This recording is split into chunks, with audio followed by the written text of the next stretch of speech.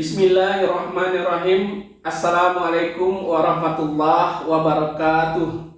Salam sejahtera buat kita semua. Salam Kampus Merdeka. Perkenalkan, nama saya Lut, SIP MIP, salah satu dosen tetap program studi ilmu pemerintahan, Fakultas Ilmu Sosial dan Ilmu Politik. Pada kesempatan kali ini, saya membuat video dengan tujuan untuk memenuhi salah satu persyaratan sertifikasi dosen tahun 2024, yaitu pernyataan diri dosen dalam unjuk kerja Tridharma Perguruan Tinggi atau biasa disebut PDD UKT PT, khususnya di aspek bidang pengajaran.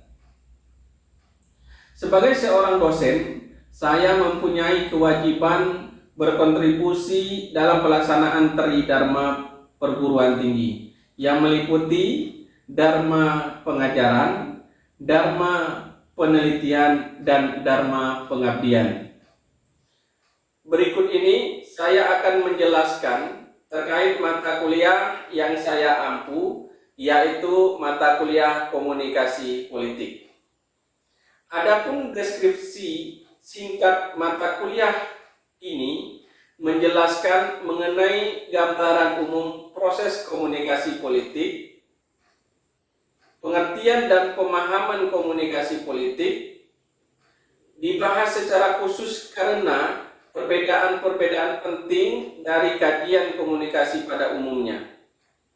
Karena itu, perkuliahan ini menjelaskan dan memberikan pengetahuan tentang konsep-konsep, model, serta dimensi-dimensi komunikasi politik. Dalam mata kuliah ini juga dibahas mengenai perkembangan isu-isu politik, komunikasi politik di Indonesia dan dunia, termasuk pemanfaatan media baik konvensional maupun media baru. Mata kuliah Komunikasi Politik ini merupakan mata kuliah wajib di program studi ilmu pemerintahan. Mata kuliah ini diberikan kepada mahasiswa semester 2 dengan bobot 3 SKS, di mana dalam RPS dibagi menjadi 16 kali pertemuan, terdiri dari 14 kali pertemuan materi, 1 kali pertemuan ujian tengah semester, dan 1 kali pertemuan ujian akhir semester. Metode perkuliahan yang saya pakai dalam perkuliahan komunikasi politik ini yaitu meliputi ceramah, diskusi, dan tanya jawab. Adapun capaian pembelajaran lulusan, yang pertama yaitu menguasai konsep kajian yang tercantum dalam komunikasi politik. Kemudian, capaian pembelajaran mata kuliah meliputi pertama, berperan sebagai warga negara yang bangga dan cinta tanah air, memiliki nasionalisme serta rasa tanggung jawab pada negara dan bangsa. Kemudian yang kedua, mengetahui penerapan strategi-strategi komunikasi politik yang efektif dalam mencapai tujuan-tujuan politik dan pemerintahan.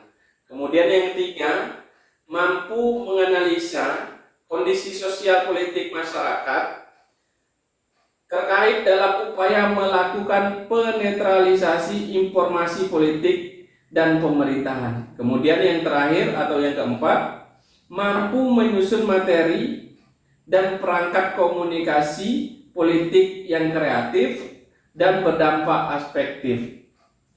Baiklah, berikut akan saya tampilkan salah satu video pembelajaran di kelas yang membahas terkait dengan mata kuliah komunikasi politik pada pertemuan yang kedua. Berikut kami tampilkan, selamat menyaksikan. Assalamualaikum warahmatullahi wabarakatuh. Waalaikumsalam warahmatullahi wabarakatuh. Selamat pagi teman-teman semua. Pagi. Gimana kabarnya hari ini? Sehat? Sehat. teman-teman semua, selamat datang pertemuan kedua mata kuliah komunikasi politik. Sebelum kita memulai kegiatan perkuliahan kita hari ini, lebih baik kita berdoa terlebih dahulu. Oke, berdoa mulai.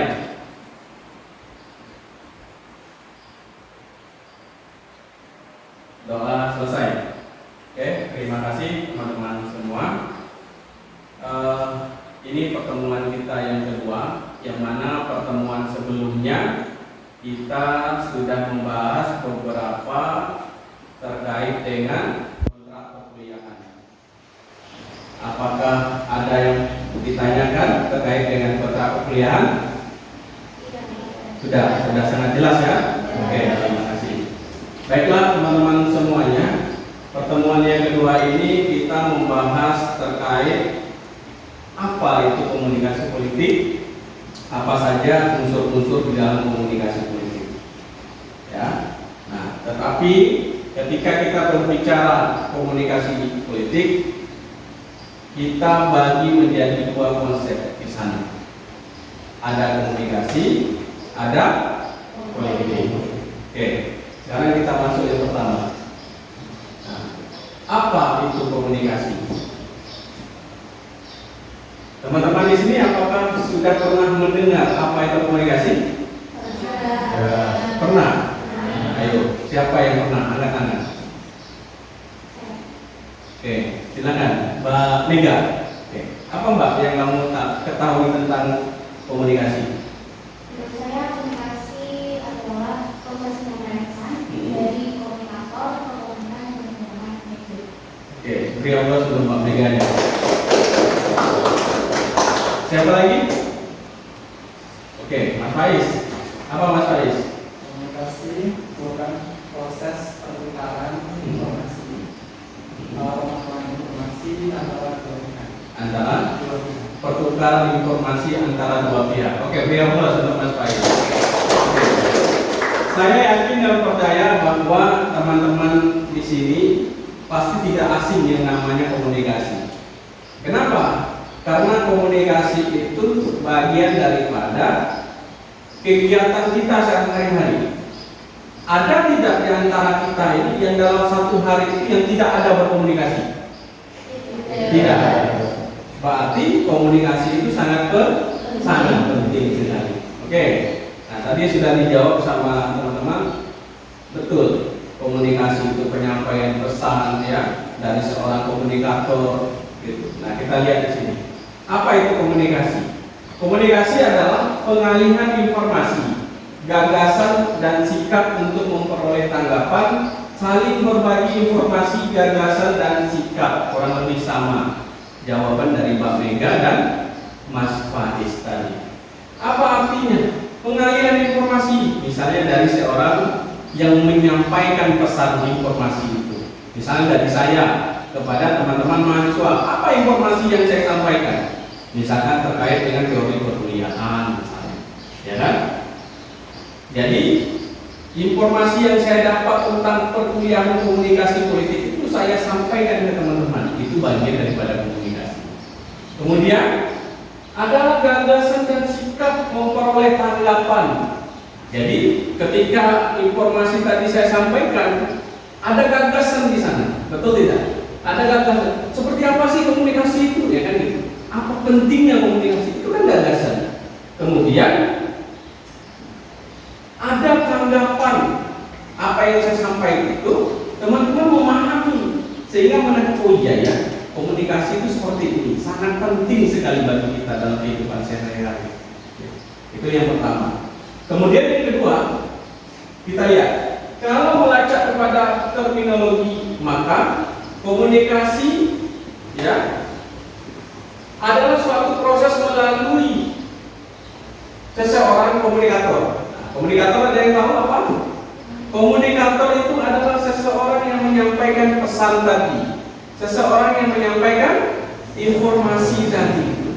Ya, misalnya contoh saya. Nah, saya itu bagian daripada komunikator. Ya, proses melalui apa? Seorang komunikator tadi menyampaikan stimulus dengan tujuan mengubah atau membentuk perilaku orang lain.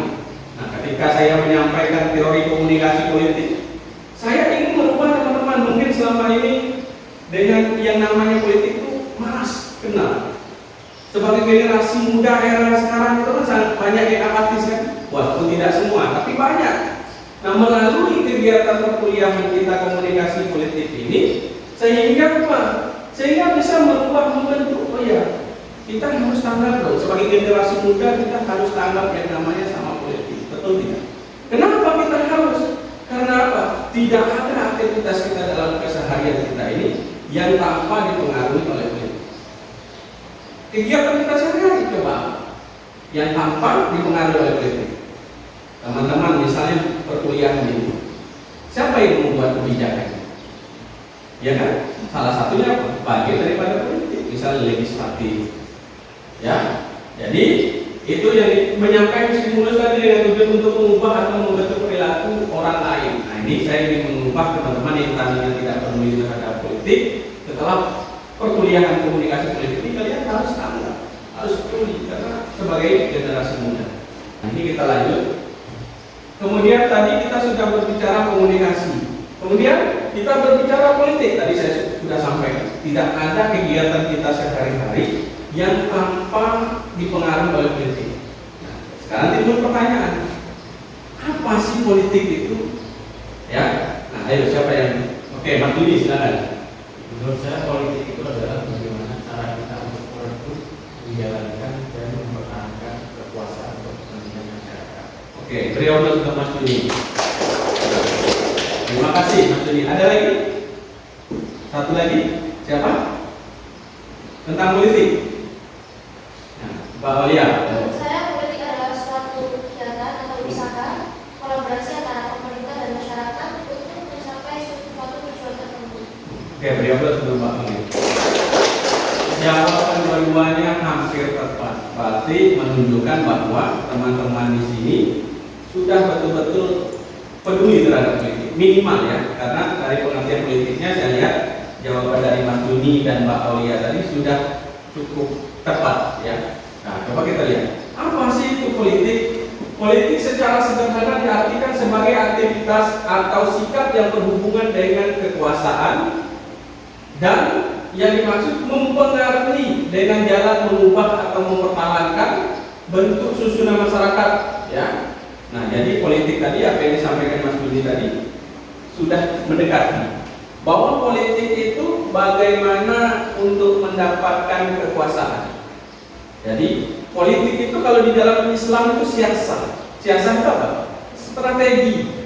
Nah, jadi bagaimana strategi kita untuk mendapatkan kekuasaan? Oh, ternyata tidak hanya setelah dapat kekuasaan, apakah selesai urusan politik? Tidak. Kekuasaan sudah didapat, apalagi menjalankan kekuasaan. Menjalankan kekuasaan itu butuh politik juga di sana. Kok bisa? Misalnya kita mau membuat kebijakan, misalnya sebagai presiden, sebagai bupati, gubernur, misalnya, bahkan kepala desa. Membuat kebijakan itu ada proses politik di sana, dari penyampaian pesannya dan segala macamnya sehingga kebijakan itu diimplementasikan ke masyarakat. Ada politik di situ. Dua ya. Yang pertama tadi untuk mendapatkan kekuasaan, yang kedua untuk menjalankan kekuasaan. Oh, ternyata tidak hanya menjalankan kekuasaan saja. Kekuasaan itu perlu dipertahankan. Jelas? Jadi yang pertama tadi mendapatkan kekuasaan, mempertahankan kekuasaan, kemudian yang terakhir tadi mempertahankan kekuasaan. Ternyata kekuasaan itu juga punya strategi untuk mempertahankannya. Kalau tidak, apa yang terjadi? Bisa-bisa kudeta misalnya. Ya kan? Bisa-bisa kudeta misalnya. Kalau kita tidak bisa atau tidak punya strategi untuk mempertahankan kekuasaan. Tapi sekali lagi, yang tidak boleh itu mempertahankan kekuasaan itu melanggar aturan, melanggar undang-undang. Betul tidak? Misalnya sudah jelas-jelas di dalam undang-undang kita itu kekuasaan, misalnya jabatan presiden, bupati, gubernur itu 5 tahun satu periode.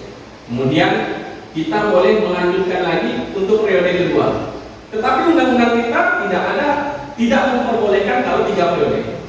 Misalnya kata Pak Lut misalnya teman-teman, makanya mempertahankan kekuasaan, ya sudah, kita rubah saja undang-undangnya misalnya untuk menjadi 3 periode, boleh tidak? Tidak boleh. Paham ya? Jadi indikator yang ketiga tadi, mempertahankan kekuasaan itu berdasarkan undang-undang atau aturan yang sudah disepakati. Ya, jangan misalnya mentang-mentang saya pengen berkuasa, Mas Yudi misalnya mau pengen jadi presiden, gubernur, enak kan jadi presiden itu enak kan? Enak, lihat Pak Jokowi kalau keliling kan, lihat kalau Pak Ganjar keliling, itu masyarakat enak banget. Akhirnya bisa ada nafsu pengen menambah, ingin menambah. Ini kan bahaya kan kalau nggak dibatasi. Nah, maksud mempertahankan kekuasaan itu tidak boleh melanggar aturan. Tapi pengen dia sudah ditambah saja satu periode lagi, itu tidak boleh. Dalam artian mempertahankan kekuasaan itu misalnya kalau 5 tahun. Bagaimana selama 5 tahun kita menjabat presiden, bupati, gubernur, kita itu tidak dikudeta orang misalnya. Tiba-tiba kita tidak diganti di tengah jalan. Nah, itu butuh strategi kan? Apa misalnya yang mempertahankan? Ya salah satunya misalnya bagaimana bikin kebijakan itu pro terhadap masyarakat misalnya. Bikin kebijakan itu bagaimana masyarakat kecil itu menguntungkan bagi mereka. Kalau tadinya ketika kita sebelum menjabat misalnya angka kemiskinan di Indonesia atau angka kemiskinan di Jawa Tengah itu angkanya sangat tinggi sekali, misalkan 30%, contoh ya ini. Nah, ketika kita menjabat, bagaimana angka kemiskinan ini menjadi menurun? Bagaimana orang miskin ini bisa minimal hidupnya setara? Ya, nah itu strategi itu yang harus kita lakukan. Dalam artian bukan strategi untuk mengatur undang-undang misalnya. Jelas ya? Nah itu. Kemudian kita lihat, memang ketika berbicara politik itu banyak sekali ahli-ahli ya, ahli ilmuwan di bidang politik. Kita lihat di sana ada Maria Bugiardo. Dia menyampaikan bahwa konsep pokok politik itu terkait dengan negara. Nah, jadi ketika berbicara politik kita berbicara negara. Apa katanya? Negara adalah suatu organisasi dalam suatu wilayah yang mempunyai kekuasaan tertinggi yang sah dan yang ditaati oleh rakyatnya. Jadi negara itu suatu organisasi. Ya, nah disitulah wadahnya kita. Ya, ada yang di sini tidak mau bernegara? Teman-teman Manjel, ada tidak? Kalau nggak ada pindah ke hutan. Nah, hutan itu adalah bagian dari mana? Negara. Jadi kita terikat. Ya, kemudian setelah negara katanya ada kekuasaan. Nah, tadi yang disampaikan Mas Juni, ya, Mbak Aulia. Apa kekuasaan itu? Merupakan kemampuan seseorang atau sekelompok untuk mempengaruhi tingkah laku orang atau kelompok lain sesuai dengan keinginan dari perilakunya. Tapi perlu digarisbawahi. Apa yang perlu digarisbawahi? Ya. Kemampuan seseorang atau kelompok untuk mempengaruhi tingkah laku orang atau kelompok lain sesuai dengan keinginan dari pelaku.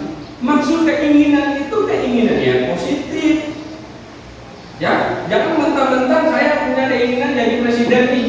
Saya sudah 2 periode jadi presiden, pengen 3. Nah, itu tidak boleh.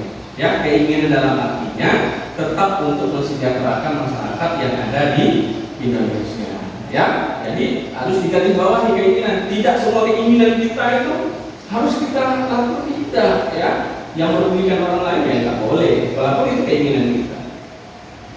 Kemudian yang ketiga apa? Pengambilan keputusan adalah proses membuat pilihan antara beberapa alternatif sehingga keputusan itu tercapai. Nah, jadi yang ketiga itu berhubungan kata konsepnya Maria Bugiardo. Jadi kita harus bisa mengambil keputusan. Apa contohnya? Misalnya kasus ketika kita Indonesia dilanda COVID 2020 ya. Itu kan presiden sebagai pengambil kebijakan harus segera mengambil keputusan apa? Atau kan yang tadinya masyarakat itu boleh berkumpul ya seperti biasa kan aktivitasnya. Nah, COVID ini kan bahaya, bisa menular. Nah, sebagai seorang pemimpin, sebagai seorang presiden harus segera mengambil keputusan yang tepat. Agar apa? Agar permasalahan COVID itu tidak menjadi masalah besar di kita. Ya, kenapa? Karena COVID itu kan berpengaruh terhadap kehidupan orang. Kan? Berapa banyak orang yang meninggal? Kalau misalnya presiden waktu itu nggak tepat mengambil keputusan, habis gitu. Ya, bisa-bisa orang se-Indonesia ini bisa meninggal begitu saja. Tapi penting juga yang namanya pengambilan keputusan. Kemudian yang keempat apa? Kebijakan publik merupakan kumpulan keputusan yang diambil oleh seorang pelaku atau oleh seorang kelompok politik. Jadi ada kebijakan publik tadi, ya, kebijakan publik. Kemudian pembagian dan alokasi, yakni pembagian dan penjatahan dari nilai-nilai dalam masyarakat. Kan nilai-nilai masyarakat itu kan banyak kan? Apa saja misalnya? Contoh nilai yang terkandung masyarakat, adanya rasa kebersamaan, adanya rasa apa lagi dalam masyarakat? Apa? Persatuan dan kesatuan. Wajib bagi kita, apalagi teman-teman nih yang muda-muda ya, menjaga persatuan dan kesatuan. Ya, jangan sampai kita dipecah belah ya oleh orang-orang kelompok-kelompok yang tidak bertanggung jawab. Nah, ada lagi pandangan politik menurut Ramlan Subeki. Apa katanya? Terdapat 5 pandangan terkait politik. 1. Politik adalah usaha bersama. Nah, jadi politik itu usaha bersama yang ditempuh warga negara untuk membicarakan dan mewujudkan kebaikan bersama. Apa contohnya? Contohnya apa? Untuk kesejahteraan bersama, bukan kesejahteraan keluarga kita, bukan kesejahteraan masyarakat tetangga kita, atau kesejahteraan anak cucu kita. Tidak boleh. Ya, jadi kata Subeki itu, Ramlan Subeki katanya politik adalah usaha bersama. Jadi kita itu politik itu hanya wadah saja. Untuk apa? Untuk bersama-sama mewujudkan kebaikan bersama. Apa contohnya? Misalkan di bidang ekonomi, bagaimana masyarakat yang ada di Indonesia ini ya kan, jangan ada lagi yang miskin. Kemudian di bidang kesehatan, jangan ada lagi orang yang sakit itu yang tidak mampu bayar rumah sakit. Itu tujuan politik itu. Ya, itu namanya kebaikan bersama. Bagaimana misalnya Indonesia ini aman, nggak seperti negara apa sekarang lagi perang ini, Palestina, satu lagi Rusia misalnya. Ya. Mau nggak kita keadaan negara kita seperti itu? Nah, itulah tujuan politik itu untuk kebaikan bersama. Kemudian yang kedua apa? Politik adalah segala hal yang berkaitan dengan penyelenggaraan negara dan pemerintahan. Apa contohnya? Misalnya pemilu itu bagian daripada politik. Apalagi misalnya membuat kebijakan itu bagian daripada politik. Apalagi memelihara fakir miskin. Kemudian mencerdaskan kehidupan berbangsa.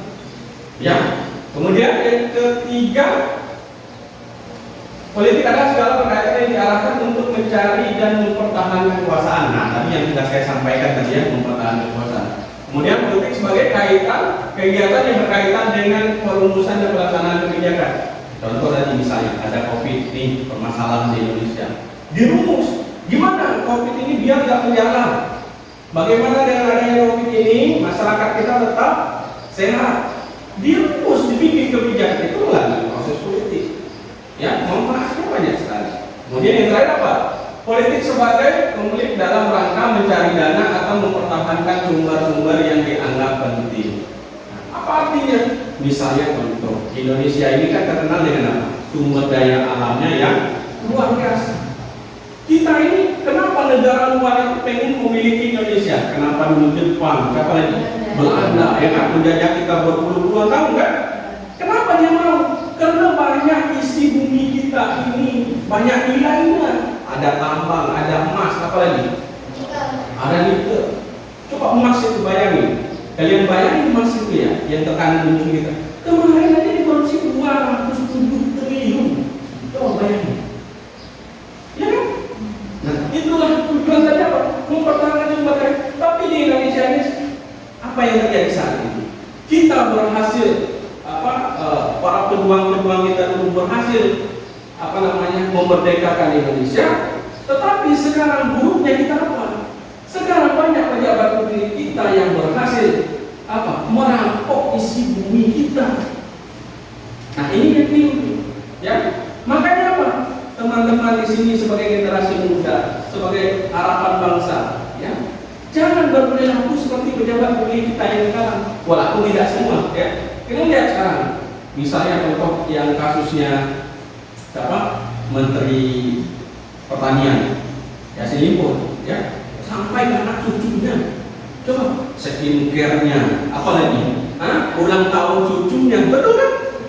Uang siapa itu? Uang negara. Kenapa bisa sampai sekarang itu terjadi? Satu sisi memang manusia itu sudah pikirnya uang. Pejabat kita itu rata-rata, yang nggak semua, pikirannya uang dan uang. Kenapa juga? Tapi kita tidak bisa hanya menyalahkan satu sisi. Tapi kita sebagai generasi muda juga harus bertanggung jawab. Kok bisa Pak harus bertanggung jawab? Karena apa? Bisa jadi, walaupun bukan pasti. Bisa jadi ini terjadi dikarenakan, ya, banyak generasi muda yang apatis terhadap politik. Banyak generasi muda sekarang kita ngapain mikirin politik? Mending kita pacaran, mending kita main game, ya, banyak itu. Mending kita jalan-jalan. Politik kayak apa ya? Kita mau kayak mana pun kita makan tetap makan, katanya. Jadi tidak heran kenapa terjadi hal yang seperti itu. Oleh karena itu, ya, sebagai generasi muda nih, teman-teman harapan bangsa, ya, harus peduli lagi terhadap perkembangan politik kita, ya. Jangan sampai perpolitikan kita, pemerintahan kita dikuasai oleh orang-orang jahat yang mencari keuntungan untuk dirinya sendiri. Nah, tadi kita sudah berbicara komunikasi itu apa, berbicara politik itu apa. Gimana pemahaman teman-teman? Sekarang sudah cukup pahamkah tentang politik tadi? Dan komunikasi sudah, ya? Oke, sekarang kita lanjut, apa itu komunikasi politik? Nah, kita lihat di sana, ya. Coba Mbak Rina baca yang pertama. Pengertian dari komunikasi politik. Gak kelihatan? Oke, kacamata. Siapa yang kelihatan? Mas Ari kelihatan? Nah, coba dibaca Mas Ari. Apa itu komunikasi politik? Nah, Yang pertama, Hakim tahun 1966. Komunikasi politik sebagai segala komunikasi yang terjadi dalam suatu sistem komunikasi. Komunikasi politik dan antara sistem tersebut dengan lingkungannya mencakup studi mengenai jaringan komunikasi dengan sistem-sistem politik. Nah, contohnya, ya, contohnya itu apa? Misalnya komunikasi politik itu berhubungan dengan sistem perpolitikan di Indonesia, misalnya dengan pemilu, ya kan? Kemudian apa lagi tentang kebijakan yang seperti saya sampaikan tadi. Dia sangat mencakupi ruang-ruang itu, yang dalam menjalankan sistem kita bernegara. Kemudian apa lagi? Mbak siapa? Mbak Lutfi, ya, dari tadi diam-diam saja. Ayo Mbak Lutfi, silakan mau pilih yang mana? Mau Mbak Lutfi? Saya lanjutkan. Boleh, silakan. Organisasi kelompok media massa dan saluran-saluran khusus dan determinan sosial ekonomi dari pola-pola komunikasi yang ada pada sistem yang dimaksud. Oke, lanjut Mbak Lutfi, satu lagi. Mulai 1973, komunikasi politik sebagai suatu hasil komunikasi yang bersifat politik atau political outcomes dari berbagai kelas yang meliputi pola bahasa dan pola sosialisasi. Oke, artinya apa di sana?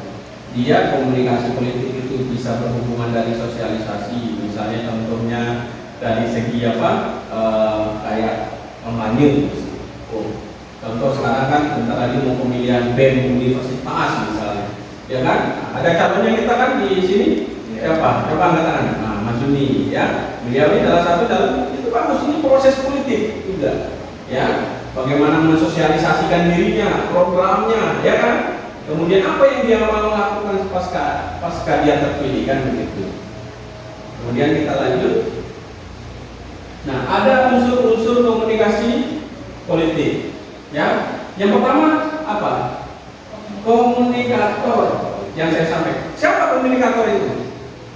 Komunikator itu adalah orang yang menyampaikan pesan Nah, siapa orang yang menyampaikan pesan kalau di dalam politik? Contohnya pemerintah, apalagi ada DPR, bupati, siapa lagi? LSM, masyarakat. Ada yang tergabung dalam LSM di sini? Ada? Pak Mega? Nggak ada. Nggak ada ya. Nah, apalagi mahasiswa pemerintah wajib ikut ke dalam organisasi masyarakat. Ya, masa orang pemerintah tidak ikut, ya kan? Oke, selesai mata kuliah ini, teman-teman harus ikut. Banyak sekali manfaatnya, banyak sekali manfaat. Entah itu partai politik, monggo. Keagamaan NU Muhammadiyah, monggo, silakan. Apa lagi? Hah?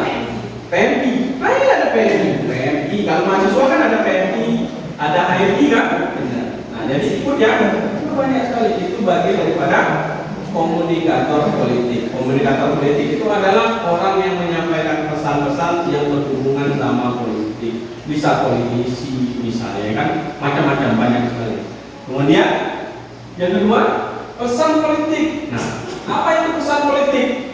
Pesan politik ialah pernyataan yang disampaikan baik secara tertulis. Nah, baik secara tertulis. Kemudian apa lagi? Maupun tidak tertulis. Baik secara verbal maupun apa contoh pesan politik itu? Salah satunya, ayo siapa? Apa? Betul, kampanye itu salah satu pesan politik. Apa lagi? Ayo, pesan politik, contoh pesan politik misalnya. Ada tadi kampanye misalnya. Ada apa lagi? Narasi kebangsaan. Ada lagi? Misalnya penyampaian kebijakan publik misalnya. Itu kan bagian daripada pesan politik. Ya, kemudian apa? Yang ketiga, saluran dan media politik. Nah, jadi tadi ada komunikator politik, ada pesan politik. Yang ketiga, saluran atau media. Jadi setelah ada pesan harus ada saluran untuk menyampaikan pesan politik tadi. Ya, apalagi era sekarang.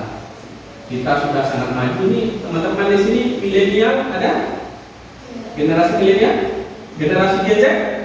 Ada ya? Nah, jadi generasi milenial dan Gen Z ya dibandingkan dengan generasi yang apa? Yakol ya, generasi lama ya. Seharusnya perkembangan mereka lebih ya dari segi media medsos ya. Kalau masa-masanya kami dulu nggak ada WA ya, nggak ada Facebook, Instagram, apalagi TikTok ya. Nah, jadi salurannya itu banyak. Saluran komunikasi untuk menyampaikan pesan tadi ya banyak. Ya bisa secara langsung kayak kita ini apa? Secara langsung. Bisa secara tulisan misalnya. Ya, itu bagian daripada saluran atau media. Televisi juga, ya kan? Apalagi radio juga, ya kan? Tapi radio sekarang udah agak sedikit ketinggalan ya. Nah, mudah-mudahan terus. Kalau dulu tuh ada RRI ya. Banyak kalau di daerah itu banyak tertentu. Kemudian apalagi? Saluran media politik, kemudian sasaran atau target politik. Sasaran adalah anggota masyarakat yang diharapkan dapat memberikan dukungan dalam bentuk pemberian suara. Nah, contoh ini kalau di pemilu, siapa Mas Juni tadi nyalon presiden BEM misalnya, ya kan? Siapa sasarannya? Pemilih mahasiswa. Nah, bagaimana Mas Juni itu meyakinkan kepada mahasiswa agar memilih Mas Juni, kan gitu ya? Agar terpilih. Nah, itu kalau di kampus, kalau di luar misalnya kayak pemilu ya, calon presiden, calon bupati, gubernur ya, legislatif. Kemudian ada pengaruh dan efek dari komunikasi politik. Nah, ternyata komunikasi politik itu ada pengaruhnya, ada efeknya. Apa salah satunya? Ada yang bisa jawab? Apa pengaruh efek dari komunikasi politik? Contohnya, misalnya tadi dari kebijakan COVID tadi, harus seandainya masyarakat yang tidak dibatasi pergerakannya, bisa-bisa tertular semua. Nah, ada komunikasi politik di situ, pesan politiknya. Sehingga mempengaruhi ada kebijakan pemerintah jangan keluar rumah. Sehingga apa efeknya? Ya kita terhindar dari penularan COVID tadi ya. Kemudian terima kasih. Ya, alhamdulillah ya. Oke teman-teman, sebelum kami tutup, ada yang mau bertanya kami silakan. Ayo Mas Faiz, ayo silakan Mas Faiz. Gimana Mas Faiz? Dalam komunikasi politik itu dalam satu pembelajaran kita sampaikan dalam komunikasi politik itu tidak boleh menggunakan fasilitas dari negara, tapi faktanya dari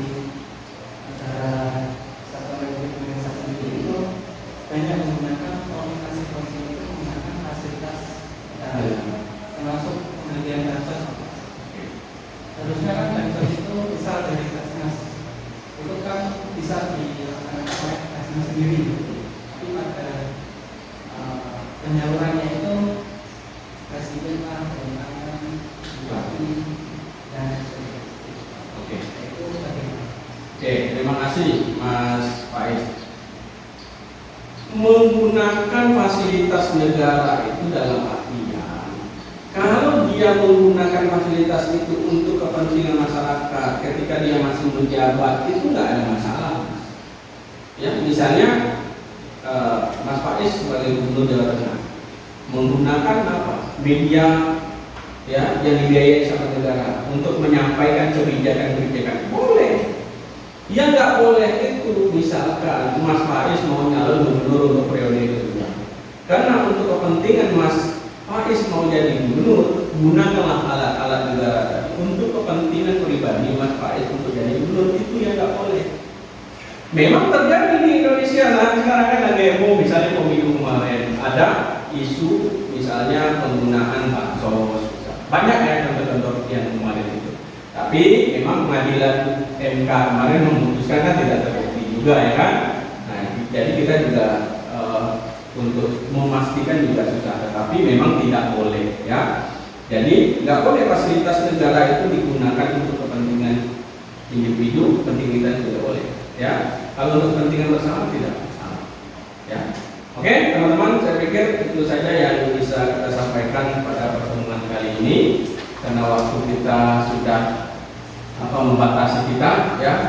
Sebelum saya tutup perkuliahan ini, saya berharap teman-teman untuk pertemuan kita minggu depan wajib minimal satu orang punya atau memaparkan salah satu isu-isu politik yang lagi trending saat ini ya. Nanti semuanya boleh mau isu apa saja, tapi yang masih hangat yang jadi perbincangan di masyarakat ya, di televisi dan di medsos ya, untuk nanti kita diskusikan bersama.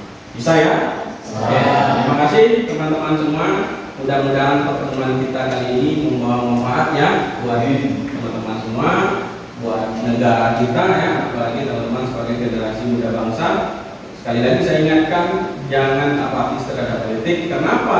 Karena politik itu selalu mempengaruhi kehidupan kita di dalam negara. Tidak ada satu detik pun atau satu hari pun kita terlepas dari kegiatan politik.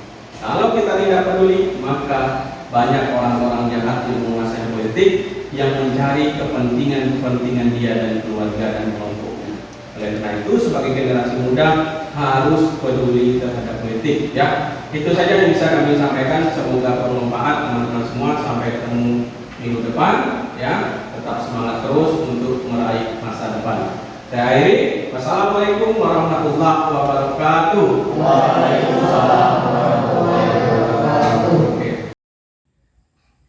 Demikianlah deskripsi singkat serta cuplikan video pengajaran sebagai pernyataan diri dosen dalam unjuk kerja Tridharma Perguruan Tinggi atau biasa disebut PDD UKT-PT untuk mata kuliah Komunikasi Politik di semester 2. Semoga memberikan gambaran singkat mengenai mata kuliah yang saya ampu. Mohon maaf atas segala kekurangan saya. Terima kasih atas semua dukungan tim penilai sertifikasi dosen tahun 2024. Salam sehat untuk kita semua. Saya akhiri. Wassalamualaikum warahmatullahi wabarakatuh. Salam Kampus Merdeka.